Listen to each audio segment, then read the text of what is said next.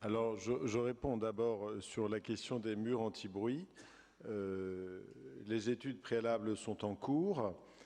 Elles permettront de définir les principales caractéristiques des ouvrages et les procédures réglementaires à conduire.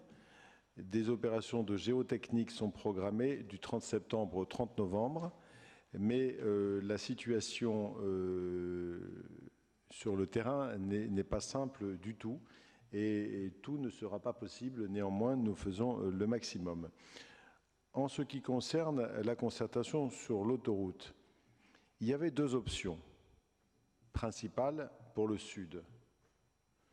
Soit un contournement par le barreau Toul-Dieuloir qui visait à réduire les nuisances dans le Grand Nancy en termes de pollution et de bruit, soit un élargissement sur place qui permettait de faire traverser davantage de véhicules. Comme vous l'avez dit, la circulation automobile va augmenter, tout en préservant le foncier agricole sur le lieu du contournement.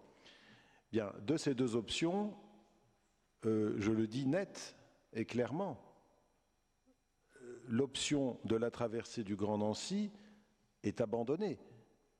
Parce que si on fait des murs anti-bruit, on ne pourra plus élargir l'autoroute. Donc il reste l'option du contournement du Grand Nancy par le Toul-Dieuloir.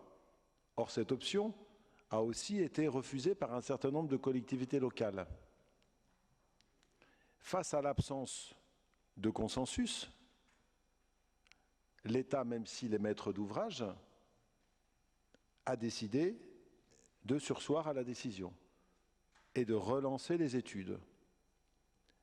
Un certain nombre d'élus, d'ailleurs appartenant à des tendances politiques différentes, ont imaginé d'autres solutions en recourant à la voirie métropolitaine ou départementale, en revoyant les flux de voitures pour trouver des solutions pour désengorger le tronçon sans contourner l'agglomération et sans élargir la voie actuelle.